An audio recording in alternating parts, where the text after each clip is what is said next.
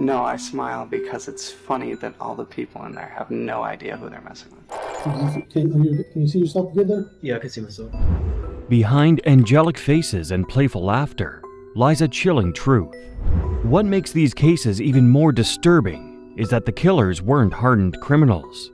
They were just kids. From cold-blooded executions to senseless acts of violence, these cases prove that age doesn't always mean innocence. Let's begin. Johnny with the gun in his hand, is that Jonathan Belton? Yeah. When you saw defendant Jonathan Belton with the gun in his right hand... On the cold morning of December 28, 2008, a routine traffic stop in Oak Park, Michigan took a devastating turn. 28-year-old officer Mason Samborski, a husband and father, pulled over a car driven by a 16-year-old without a license. What should have been a simple encounter turned into a fatal struggle, ending in tragedy. The case shook the community and left a family shattered. That morning, Officer Samborski stopped Jonathan Belton, a teenager who was driving without a valid license. Instead of arresting him on the spot, the officer showed some leniency. He decided to drive Belton to the Rue Versailles apartment complex, where the teen claimed his family lived. But once inside the building, something went wrong. As Samborski attempted to take control of the situation, Belton resisted. A struggle broke out in the hallway, and in the chaos, the officer was shot with his gun. He died on the spot. The sudden and cruel killing of Officer Samborski sent shockwaves through the law enforcement community. Investigators quickly pieced together the evidence and arrested Belton. Prosecutors charged him as an adult due to the severity of the crime. Defense attorney Jeffrey Feiger argued that the shooting was accidental, claiming that during the struggle, Samborski had unintentionally fired his weapon. Actual texture of the surface, it's not like a flat window. However, the jury wasn't convinced. In November 2009, after a tense and emotional trial, Jonathan Belton was found guilty of first-degree murder. The courtroom was packed on sentencing day, filled with the officer's grieving family and Belton's supporters. When given a chance to speak, Belton didn't show remorse.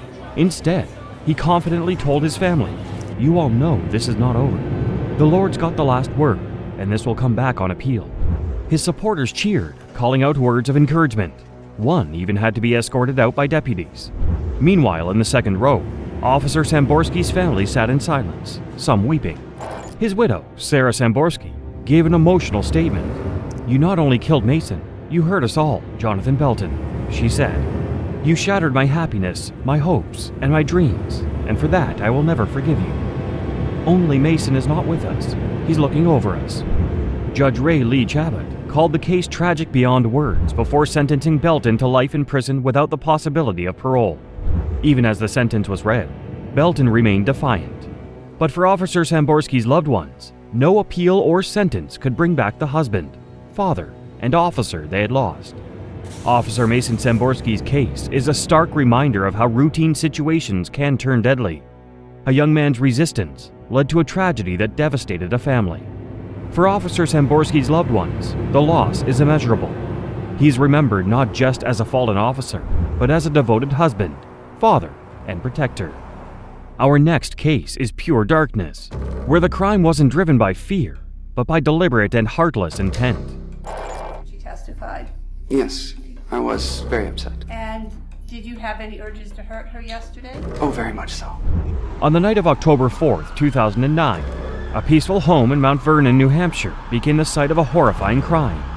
42-year-old Kimberly Cates and her 11-year-old daughter, Jamie, were sleeping when two strangers broke in, armed with machetes.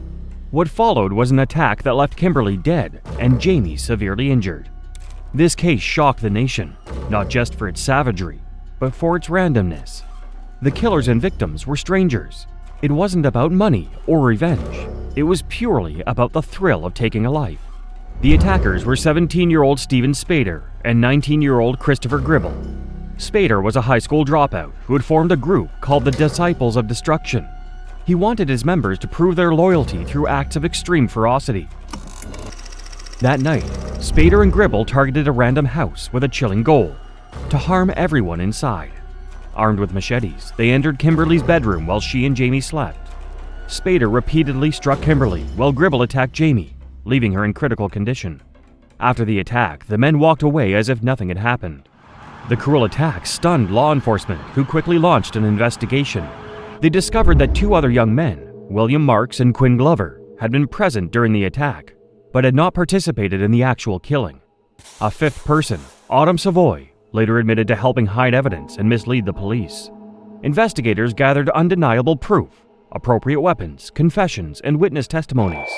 The killers had made no effort to cover their tracks. It was clear that Spader and Gribble had attacked with no guilt or hesitation. I can't explain how I even actually hit what I was stabbing at. As the trial began, Spader and Gribble showed no remorse. Spader, in particular, shocked the court by describing himself as the most sick and twisted person you'll ever meet. He refused to appeal his sentence, fully accepting his fate. Spader was sentenced to life in prison without parole, plus 76 years. Despite a Supreme Court ruling that allowed juvenile offenders to seek resentencing, he declined the opportunity, stating that he was content with his punishment. Gribble, on the other hand, tried to argue that his young age should grant him a lighter sentence. The court rejected his plea, and the judge said, "Infinity is not enough time for you," and sentenced him to life without parole. However, he showed no remorse at all for his heinous act. Marks and Glover, who were present at the time, received prison sentences of 30 to 60 years and 20 to 40 years respectively. The most disturbing part of this case was the complete lack of motive. Kimberly Cates and her daughter had never met the attackers. The killers didn't break in for money or revenge. They did it simply because they wanted to. Spader wanted his group to prove their loyalty through killing, and Gribble went along with it to feel accepted. The sheer randomness of the crime made it even more terrifying. This could have happened to anyone. Kimberly Cates' tragic death led to big legal changes. New Hampshire expanded the death penalty to cover killings during home invasions. However, in 2019, the state abolished the death penalty, though it didn't apply to past cases. Meanwhile, Spader remained in prison, later being transferred to New Jersey State Prison, where he was injured in a fight. Gribble also remained behind bars, failing in his attempt to reduce his sentence. Justice was served, but the scars left behind would never fade. The night Kimberly Cates died changed the lives of her loved ones forever. She was a caring mother, taken in the most horrifying way imaginable. Her daughter Jamie miraculously survived, but was left with lifelong injuries and emotional trauma. The Mount Vernon community was shaken to its core. The idea that a random home could be chosen for such a senseless killing was terrifying. It reminded people that pure evil exists, and sometimes it strikes without warning. But while this case is tragic, it also serves as a reminder that justice prevails. The men responsible will never walk free again. Our next case explores how a crime starts as a robbery and spirals into a deadly confrontation. Get out of my house, and by that time I was, I guess by the garage door, and I said, I'm going. It was a quiet night in Universal City, Texas, when 19-year-old Jonathan Perales made a decision that would change lives forever. Under the influence of substances, he broke into a random home, looking for anything valuable to steal. But what started as a burglary quickly turned into a deadly confrontation. Perales had already stolen several items, making multiple trips between the house and his car. However, on his 3rd trip inside, he was no longer alone. The homeowner, Michael Robinson, had woken up and was ready to defend his home. Robinson, alarmed by the intruder, shouted, "Get out of my house!" Perales claimed he tried to leave, but before he could escape, shots were fired. He was hit in the chest and arm. In response, he fired back, hitting Robinson. By the time it was over, Robinson lay lifeless in his own home, and Perales stumbled outside, wounded but still alive. When authorities arrived, they quickly identified Perales as the suspect. He was arrested and later confessed to the crime. In court, he admitted, "I knew it was his right to shoot at me, and I was in the complete wrong." However, a major question remained. Who fired first? A Texas Ranger testified that, based on the evidence, Robinson had fired the first shot, but Perales' actions still led to the tragic outcome. The courtroom was silent as Perales took the stand. He showed no emotion while confessing to the crime. He explained how he had taken 4 altering substance pills that night and had no real plan, just an impulsive decision to break in and steal. He'd collapsed at the home of Clayton Robinson's neighbor after he and Robinson exchanged gunfire outside Robinson's bedroom. He described the moment he was confronted. "I was met with 2 gunshots. Instinctively, out of reaction, I guess I fired 2 shots back." Despite his claims, the jury saw things differently. Perales' actions weren't planned, but they were driven by desperation. He admitted that he broke in looking for money and valuables, but his substance use clouded his judgment, leading him down a path of no return. The jury found Perales guilty of capital murder. With that verdict, he now faces life in prison without the possibility of parole. However, he showed no guilt for the act. Robinson's family sat in the courtroom, listening to every word. One of his sons later said that they were leaving Peralez's fate in God's hands. A single night of bad choices cost a man his life and left another facing a lifetime behind bars. Robinson's family lost a loved one in the place he should have felt safest, his own home. Meanwhile, Perales, at just 19 years old, will spend the rest of his life in prison. A harsh reminder of the irreversible consequences of one fateful decision. Our next case shows a teen who takes the life of a man for personal revenge. She dropped to the ground and scrabbled around, trying to back away and fight you off while you continued to strike at her. On the morning of September 27, 2023, 15-year-old Eliane Andam was killed outside a shopping center in Croydon, South London. The person responsible was 17-year-old Hassan Sentemu, which started as a dispute over a teddy bear turned into a senseless and horrific crime. Sentemu launched a sudden attack on Eliane in front of stunned commuters, schoolchildren, and shoppers. Her death left a deep scar on her family, friends, and the entire community. Hassan Sentemu had recently broken up with one of Eliane's friends. The day before her death, he ran into them at a shopping center where they teased him.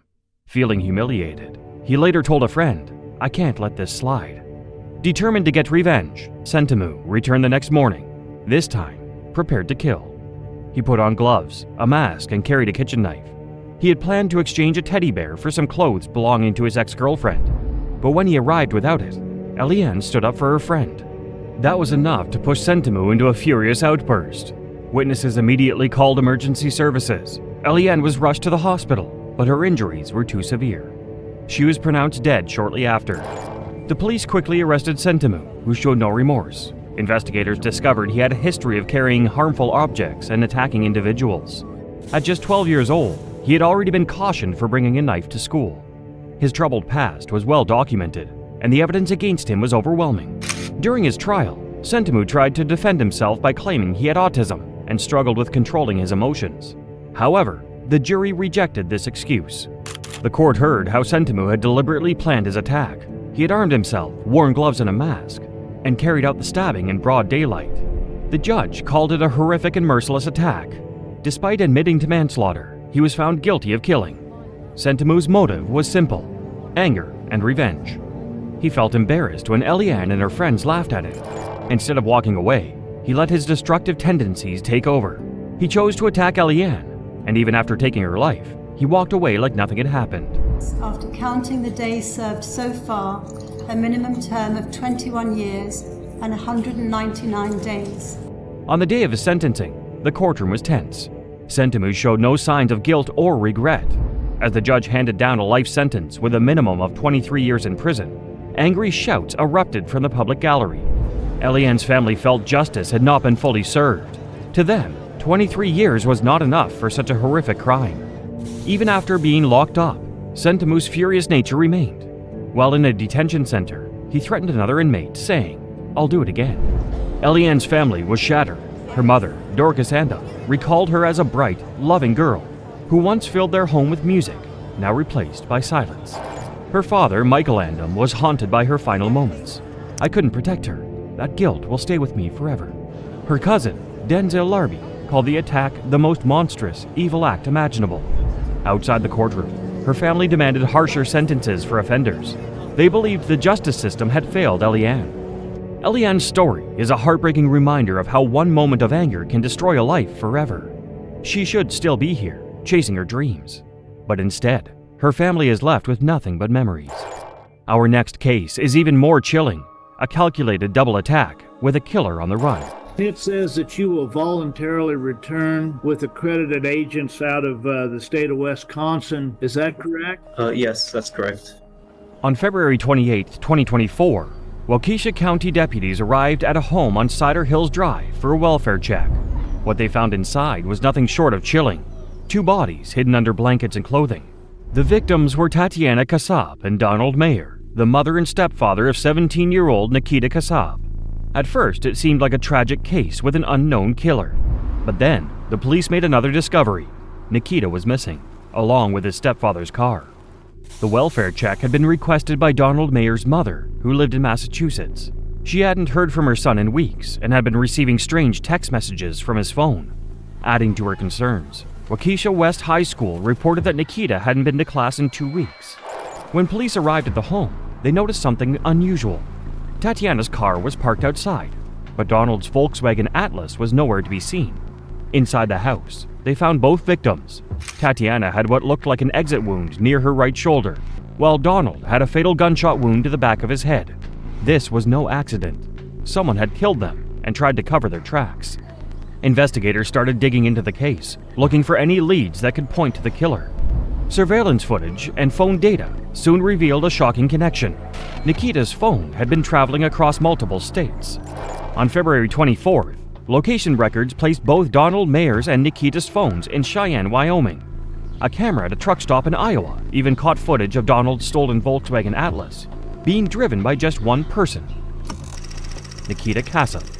He had been traveling with the family's small pet, which neighbors had noticed missing after the incident. Police traced his route through Illinois, Nebraska, and Colorado. He was on the run, but he wouldn't get far.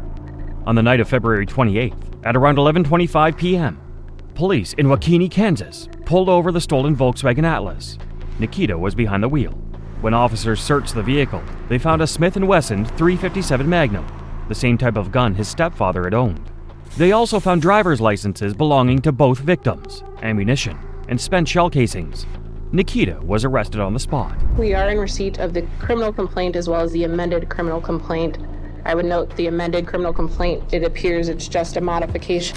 As of now, Nikita Kassoff has been charged with felony counts of operating a motor vehicle without the owner's consent and theft of movable property. Specific sentencing details for these charges have not been publicly disclosed. The investigation is ongoing, and authorities have indicated that homicide charges are forthcoming in connection with the deaths of his mother and stepfather. Why would he take off across the country, driving a stolen car with a gun and the personal belongings of the victims? Why was he the last known person in the house before the death of the couple? Some believe financial struggles or family conflicts could have played a role, but the full motive remains unclear. Authorities are still investigating, and additional charges could be coming. This case leaves us with more questions than answers. How could a 17-year-old end up at the center of such a disturbing crime? Tatiana Kassoff and Donald Mayer are gone, leaving behind grieving family and friends. And while Nikita's future is uncertain, one thing is clear: this case is far from over.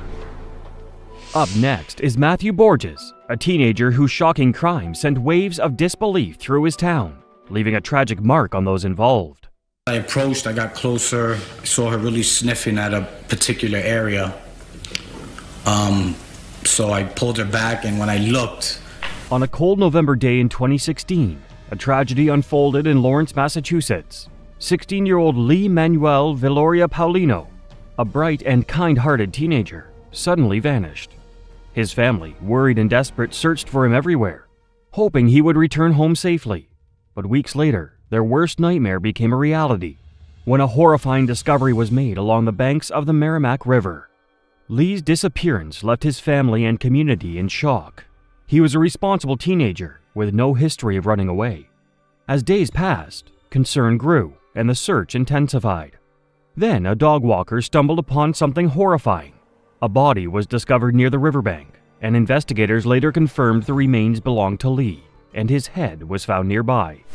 These images showing the two leaving Paulino's Lawrence home in November of 2016. Detectives immediately launched a full-scale investigation. As they retraced Lee's last steps, they discovered he was last seen with one of his classmates, 15-year-old Matthew Borges. At first, Borges pretended to know nothing, but the evidence told a different story. And the bottom half was actually still submerged in the water. And upon still inspecting it, we couldn't locate any hands to the body as well. Police uncovered disturbing text messages and witness statements that revealed Borges had been consumed by jealousy. He believed that Lee had been spending time with a girl he liked. That suspicion turned into deadly rage. Investigators found that Borges had lured Lee to the riverbank under the guise of hanging out. But instead of a friendly conversation, Borges committed a horrifying act that left even the most experienced detectives stunned. When Borges was arrested, he showed no emotion. He remained cold and detached as the gruesome details of his crime were revealed.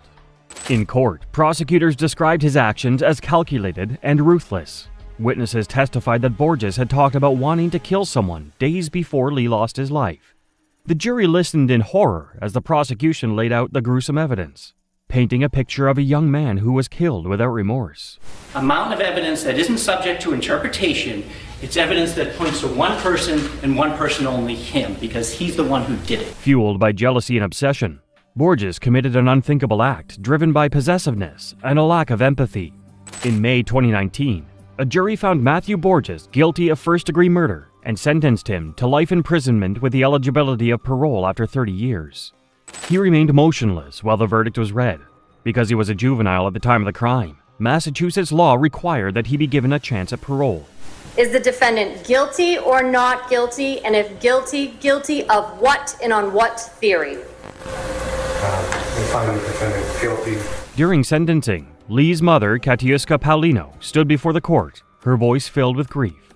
She described her son as the soul of this family and pleaded with the judge to ensure Borges never had the chance to hurt another person. Superior Court Judge Helene Kasajian handed down the maximum sentence allowed: life in prison with the eligibility of parole after 30 years. His attorney later stated they plan to appeal. If the conviction is upheld, Borges won't be eligible for parole until he's in his 40s.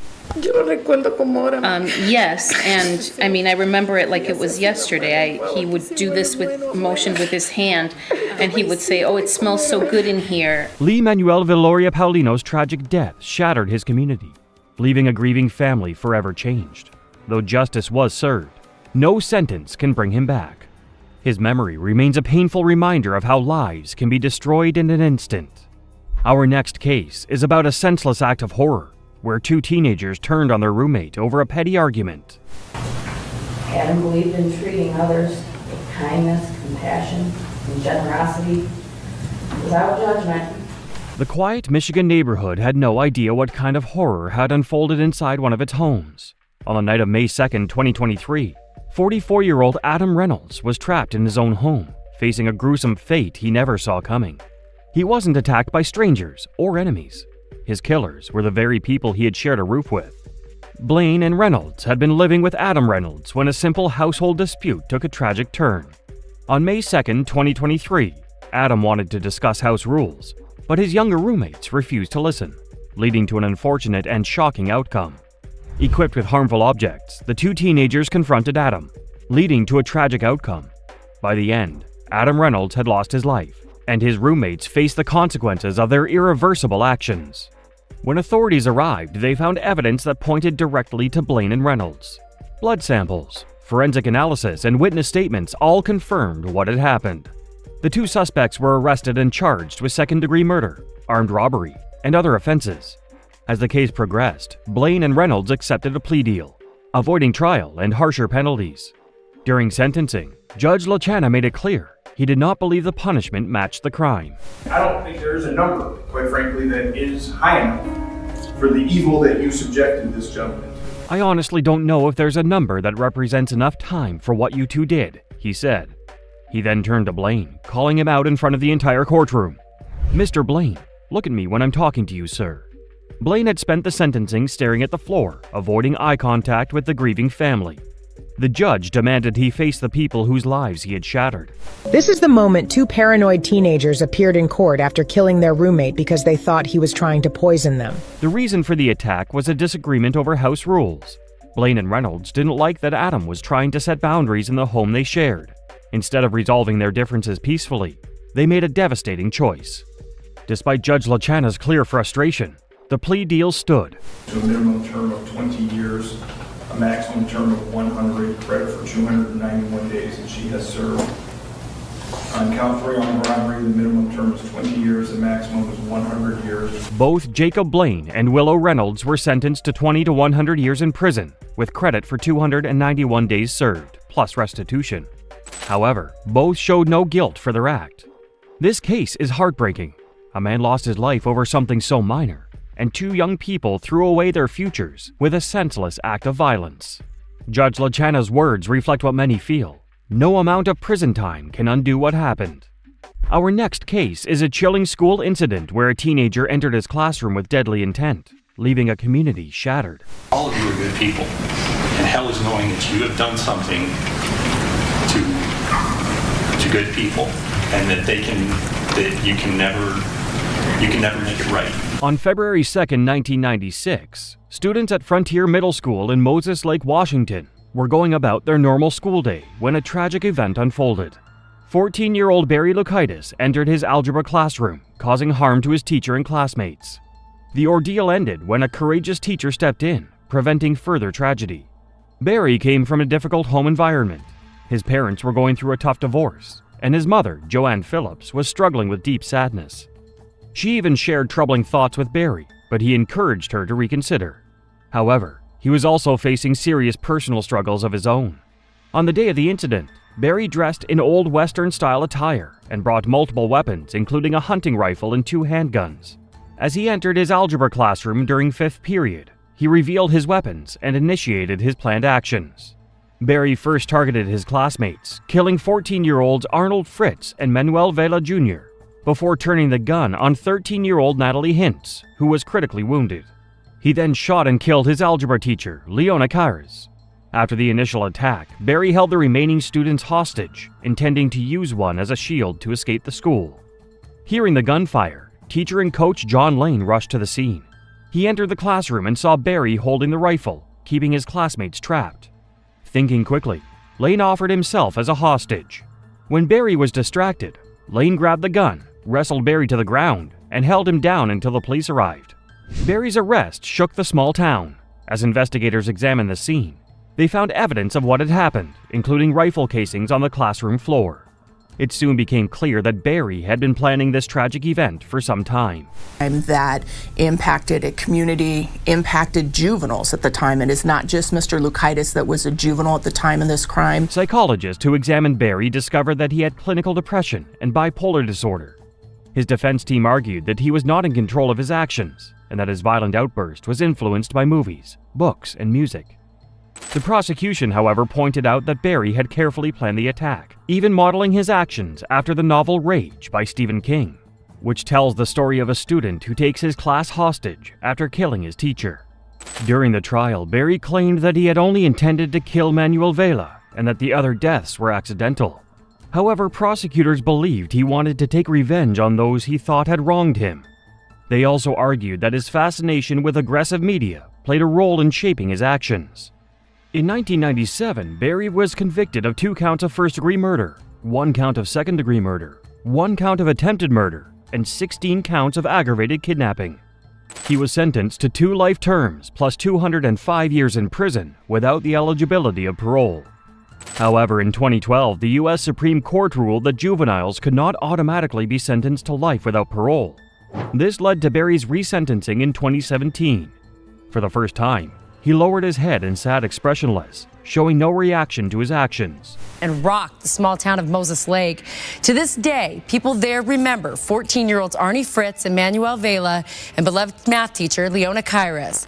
In 1997, Garth Dana was on the other side of the courtroom. He actually defended Lukaitis at trial. He wrote a letter of apology to the court. Despite this, the judge sentenced him to 189 years in prison, ensuring that he would remain behind bars for life.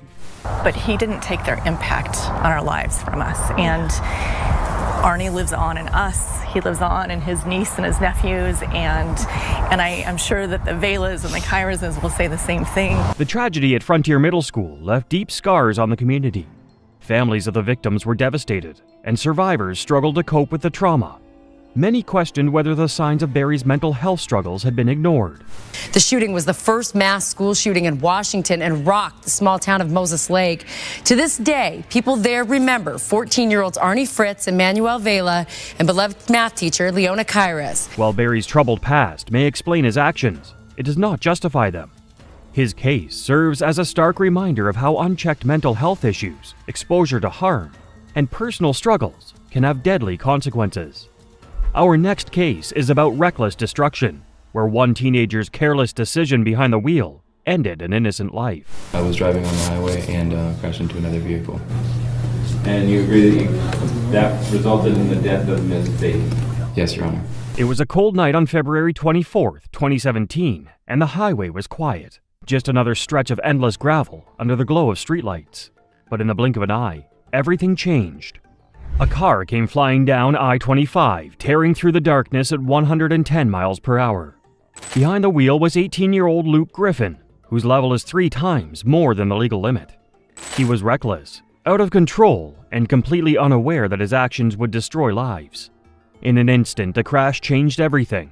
Karina lost her life, and 2 others were left badly injured. For Karina's daughter, Kimberly Akuta, the pain was unbearable. "He took away my mother. She was everything to me," she said, struggling to hold back tears. But the heartache didn't stop there. Despite causing a deadly crash, Griffin was released on bond while awaiting trial. He was given a chance to prove he could follow the rules. Instead, he showed a complete disregard for them. As part of his release conditions, Griffin was required to stay sober.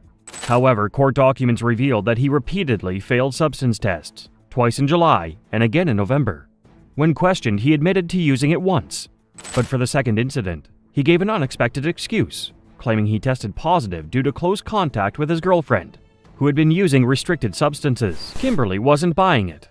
"I don't believe it at all. After he's already tested positive before, how can anyone believe him now?" she said.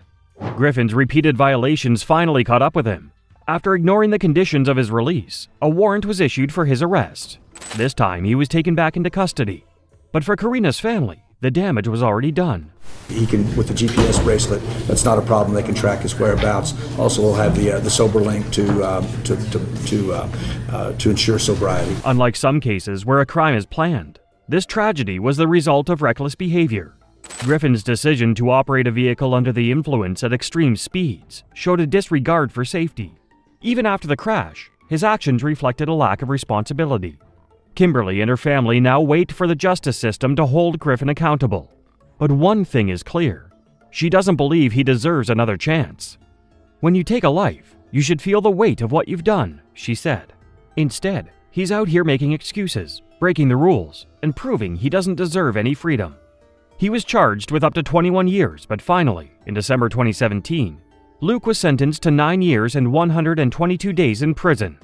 However, he sat emotionless. That was reduced to just 9 years. Barbara Romo, Deputy DA for Sandoval County, says since New Mexico doesn't have mandatory time for vehicular homicide. But soon after, he realized his mistake and apologized to the victim's family for his actions. He said, "I am extremely sorry for my actions. There are no words I could say that could bring anyone back or ease the pain. I am extremely sorry for my actions. There's no words that I can say that will bring anyone back or will ease the pain." A mother was taken away too soon. A daughter is left grieving. And a young man, given multiple chances, continues to show no sign of change. Now, as Griffin awaits trial, one question remains. Will he finally face the consequences of his deadly choices? Our next case is about a horrifying school massacre, where multiple warning signs were ignored, leading to a tragedy that could have been prevented. They made a threat to shoot up a school. For real? Yes, sir. And your name was associated with that address. So we went over to that address, and you weren't living there, so now we live here. On the morning of September 4th, 2024, Appalachia High School in Barrow County, Georgia, became the site of a devastating tragedy. Students and teachers were going about their day when at 10:20 a.m., gunshots echoed through the halls. Chaos erupted as students ran for their lives. When the gunfire stopped, 4 innocent people, 2 teachers and 2 students, had been killed and at least 9 others were injured. The shooter? A 14-year-old student named Colt Gray. Gray, a freshman at the school, entered the building with harmful intent. His actions were sudden and tragic. However, unlike many similar cases, Gray did not resist when law enforcement arrived. Instead, he put down his weapon and surrendered peacefully.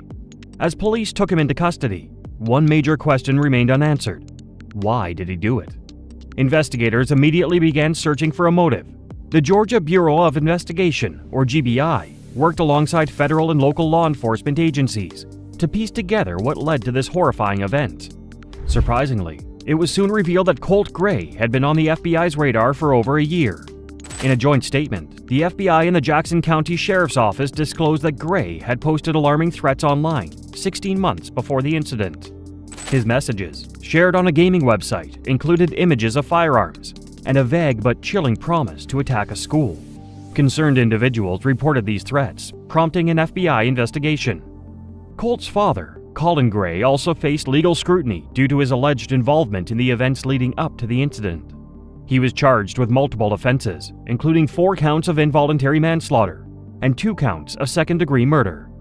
These charges stemmed from allegations that Colin purchased a rifle as a Christmas gift for his son, despite being aware of Colt's previous threats and mental health concerns. Used in the shooting.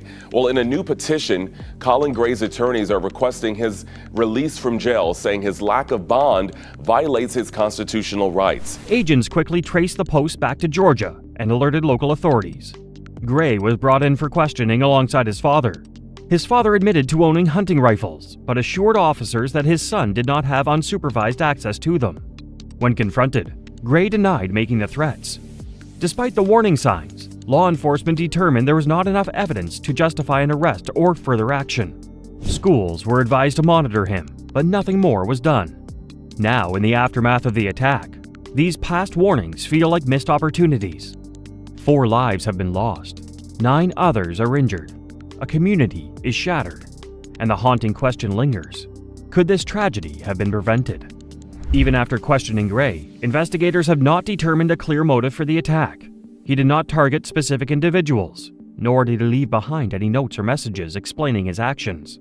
Some speculate that bullying, mental health struggles, or a desire for notoriety may have played a role. But at this point, nothing has been confirmed. Gray has been charged as an adult and remains in custody at the Gainesville Regional Youth Detention Center.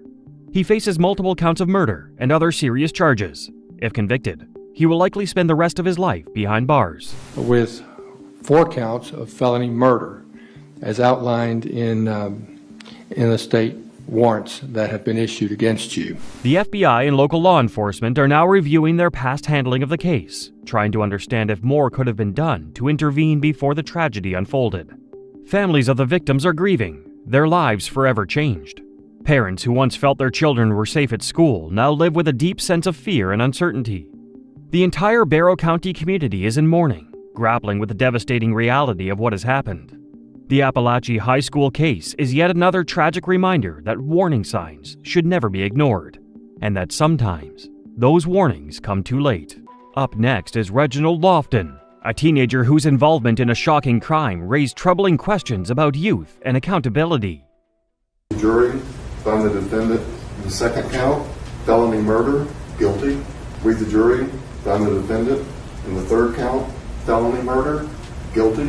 On March 1, 2016, 28-year-old Shane Varnador, hardworking and kind, did his usual night shift delivering pizzas for Papa John's, dreaming of designing video games. But that night, he never made it home. Authorities later uncovered that Shane was lured to an apartment complex in Gwinnett County, Georgia, by 2 teens, Reginald Lofton and Jermaine Young, who intended to rob him. Upon Shane's arrival, he was shot and killed. Police couldn't determine which of the teens pulled the trigger, but under Georgia law, aid in a crime resulting in death holds equal responsibility with the shooter. At 14, Lofton played a crucial role by providing the phone used for the fake order. After Shane was killed, Lofton took the pizza back to his apartment as if nothing had happened. During the lick, the pizza man flinched on him and the gun went off and he shot him. Yes. And I said, Reginald, did you hear that gunshot? He said, no. I had my headphones on. Lofton was arrested and tried for Shane's murder. The courtroom was filled with emotion as the prosecution narrated how a man's life was taken over something as trivial as a pizza. Shane's family members shared their pain. His mother was too emotional to read her statement. His sister described how her young daughter didn't understand death, asking repeatedly when she would see her uncle again. The judge showed no sympathy for Lofton and before sentencing stated, "I wish I could give you more time than I can because I consider you a cold-blooded killer. I hope you never leave prison." But because of a recent U.S. Supreme Court ruling, minors convicted of murder couldn't be sentenced to life without parole. It was considered cruel and unusual punishment. Lofton was given life in prison with the possibility of parole. He would have to serve 30 years before becoming eligible, meaning he wouldn't even have a chance at release until he was 45 years old. As the verdict was read, tears streamed from the defendant's eyes. Now, a teen that young, 14 at the time of the crime, to be sentenced to life without parole. Before sentencing, Lofton's sister pleaded for clemency, saying, Instead of throwing him under the jail cell, give him a second chance. That my brother do deserve a second chance at life, instead of throwing him under the jail cell. Lofton faced numerous struggles growing up. After losing his mother, his father was deemed unfit to care for him, leaving him under his sister's care. He had already encountered legal troubles and experienced too much violence for his young age. When it was his turn to speak, Lofton initially refused. However, before the judge made the final decision, he hesitantly said, "I just want to say I'm sorry for your loss, but I did not kill your son. I wasn't the shooter. That's it, Judge." Regardless of whether Lofton pulled the trigger, the fact remained. Shane Varnador was gone. A hardworking man, a loving son, and a devoted brother had lost his life over something senseless. His family was left with heartbreak that would never fully heal. And I can't imagine what my life's going to be like. I'm sorry. Lofton was given a second chance with parole in his sentence, yet Shane never had that opportunity. His family continues to grieve a life that could have been, all because of a single pizza delivery call that went terribly wrong. A young man lost his life over a pizza delivery. The next case shows how a trip to the mall turned into a nightmare when a petty argument spiraled into deadly violence. I know and understand what I did was wrong, I accept full responsibility for my actions. I always say I'm sorry, but saying I'm sorry is not only what I've done. Just 2 days before Christmas in 2022, a time when families are engrossed in holiday preparations, a tragic event left one family forever altered. That evening, inside the Nordstrom store at the Mall of America, 19-year-old John Tay Hudson lost his life in an act of cruel violence. An argument erupted between two groups of young men within the mall, quickly escalating into deadly violence. During the fight, John Tay was tackled to the ground. At that moment, 19-year-old Tayshawn Adams Wright and his accomplice, Lavon Longstreet, drew firearms and shot John Tay multiple times at point-blank range. A woman shopping with her daughter also sustained injuries from a stray bullet, causing the mall to go into lockdown as shoppers fled in terror. Upon officers' arrival, John Tay was found with fatal gunshot wounds on the floor. Despite attempts to save him, he did not survive. Surveillance footage led investigators to identify the suspects. Following an intense manhunt, Adams Wright and Longstreet were arrested, each charged with second-degree murder and second-degree assault. Months passed until Adams Wright surprised everyone in court by openly admitting to killing John Tay. When questioned by his lawyer on the circumstances of the shooting, he responded, "Yes," but afterward expressed remorse for his actions. I want to apologize for bringing pain and suffering to the BeBecome family because of the lady who got shot. Subsequently, the judge sentenced Adams Wright to 30 years in prison. Longstreet's trial is still pending, though he faces a similar outcome. My head around this, no one who hasn't gone through what you're going through can. It's 30 years and 7 months. No. For John Tay's mother, Lynn, no sentence could ever bring her son back. She expressed her heartbreak, saying, "His parents will still have him. They can visit him, write to him, talk to him, but my son is gone forever." Her sister also mentioned in an interview, "Everybody loves him. He was a people person." She described John Tay as a loving and vibrant young man whose life was stolen far too soon. He was funny, sometimes quiet. Like, everybody loved him. He was a people person. Bullet wound or something. I didn't think that nothing too serious about it. An innocent mall visit ended in tragedy, altering a family's destiny. The senseless act of violence taking John Tay's life inflicted a deep wound on his family and their surrounding community. Although seeking justice, John Tay's mother knows that no verdict will suffice in replacing her son. John Tay's murder was a brutal act of senseless violence. The next case shows how a young mind can commit a horrific act. You are charged with 1 count of manslaughter. It is a second-degree felony. It is punishable by up to 15 years Florida State Prison. Do you understand that?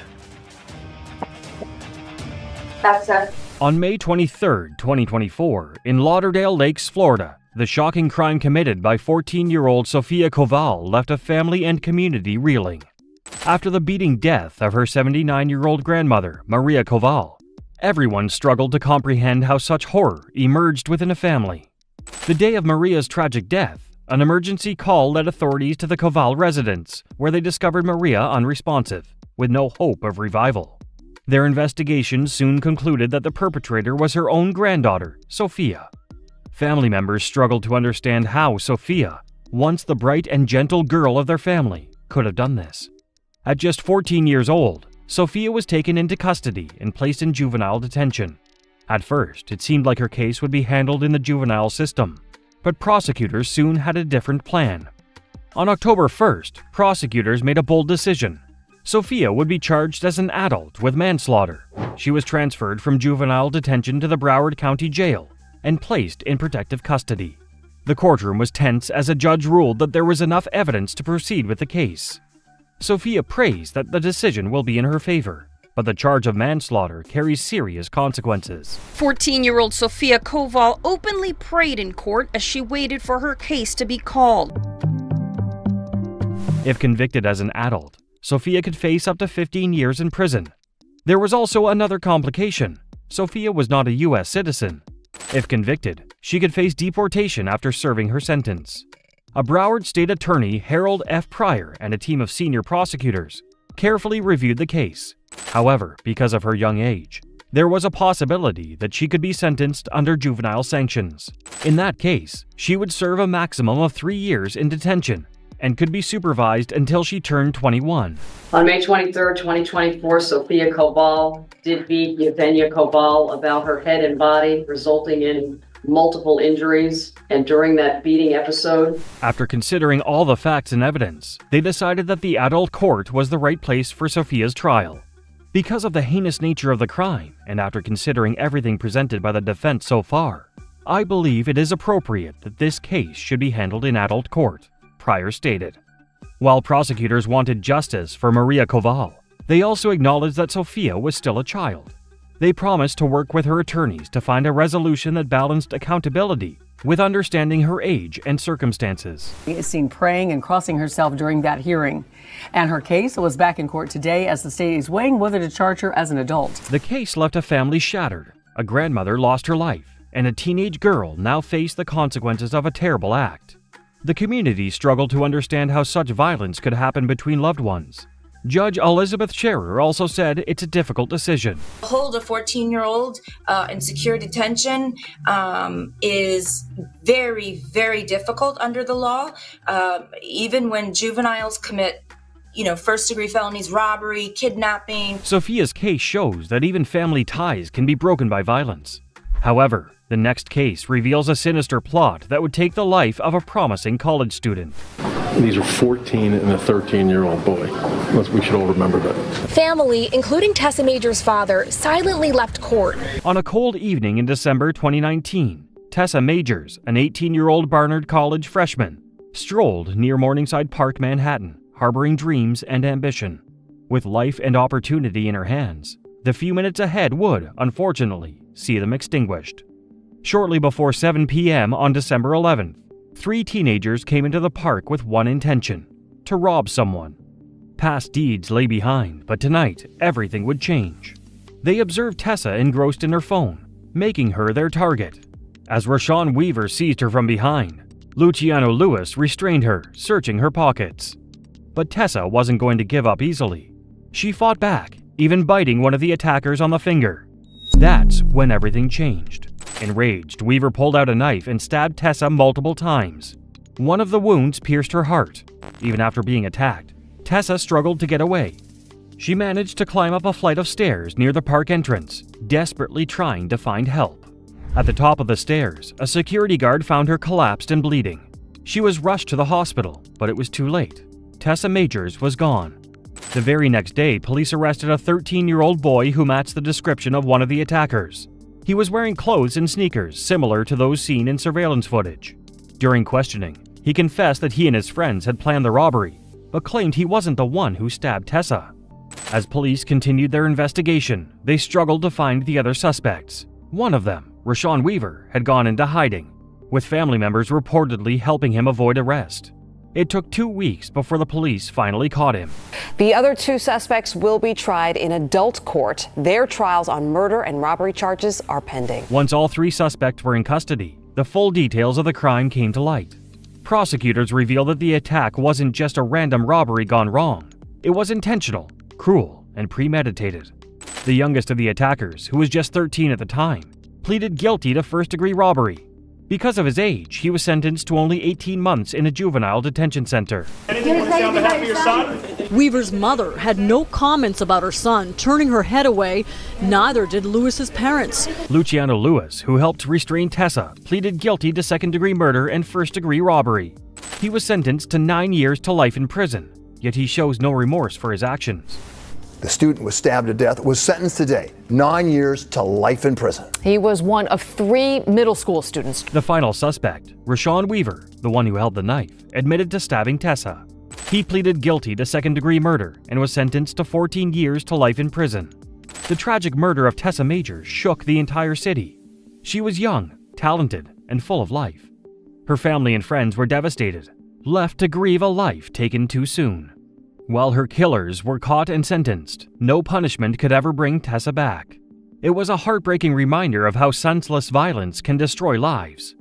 Tessa Majors' potential, curtailed by unforgiving fate, demanded her aspirations fall silent. Her profile symbolized stolen chance, submerged beneath malevolence, an unresolved tragedy, preserving undue loss. Tessa's case shows how teens had planned their crime from the very start. The next case shows how manipulation can lead to devastating consequences. Did you hear something? Yes, he was screaming bloody murder. Okay. And was he actually saying the words bloody murder, or are you just using that as a phrase? I was just using that as a... On a quiet night in 2014, the Sikorsky family in Plymouth Township, Michigan, faced a nightmare they could never have imagined. Their adopted daughter, 15-year-old Roxana Sikorsky, had been plotting something unthinkable. An attack on her family. Roxana wasn't acting alone. Her then-boyfriend, Michael Rivera, who was older than her, had been guiding her every move from outside the house. He sent her messages, giving her step-by-step instructions. That night, with a knife in hand, Roxana entered her 12-year-old brother's room and stabbed him. She then attempted to attack her younger sister before fleeing the house and running away with Rivera. Thankfully, her brother survived, and authorities quickly apprehended Roxana and Rivera. Upon investigation, it was discovered that Roxana and Rivera intended to kill her family and escape together. Investigations revealed that Rivera had been directing Sikorsky through text messages, providing explicit instructions and even anatomical diagrams to ensure the lethality of the attacks. As the case went to court, Roxana pleaded guilty to assault with intent to murder. The trial was heartbreaking for her family, particularly her adoptive mother, Laureen Sikorsky. Instead of anger, Laureen begged for mercy, believing Roxana had been manipulated by Rivera into making terrible choices. Roxy was misled and used by an older adult. However, nothing will benefit this child by sending her to jail. She said in court, she will miss her high school prom, her graduation, her friends, and her family. She is in desperate need of continued psychological help. Roxana is now 17 years old. She will miss her high school prom, her graduation, her friends, and her family. She is in desperate need of continued psychological help. Roxana also spoke in court, expressing deep regret for her actions. She apologized to her family, saying she was sorry for not being the daughter they had hoped for, and promised to work on becoming a better person. I would like to apologize to my family for not being the daughter they wished I would be. I promise that I will get better, no matter what happens. Despite her mother's plea, the judge sentenced Roxana to 10 to 20 years in prison. She received credit for the 528 days she had already spent in custody and would undergo extensive psychiatric treatment while serving her time. Meanwhile, Michael Rivera, the man responsible for influencing Roxana's actions, was sentenced to life in prison for his role in the attack. The case left the Sikorsky family shattered. A mother lost the daughter she had adopted and loved, while 2 siblings had to recover from both psychological and emotional wounds. While Roxana's mother holds hope for her daughter's future, the scars of that night remain. It is perfect. She has psychological damage from the orphanage in Poland and in her biological family. She was a good student, good girl, good friends. It's just a confluence of all bad events. Some crimes are driven by anger, greed, or hatred. However, in this case, it was the influence of an older boyfriend and a young girl's misguided choices that led to a horrific nightmare. The cases we've uncovered today prove one chilling truth. Age doesn't define the capacity for violence. Every courtroom sentence is a reminder of the life that was stolen, the future that was taken too soon. We'll dive deeper into more jaw-dropping cases and sentences that shook the community.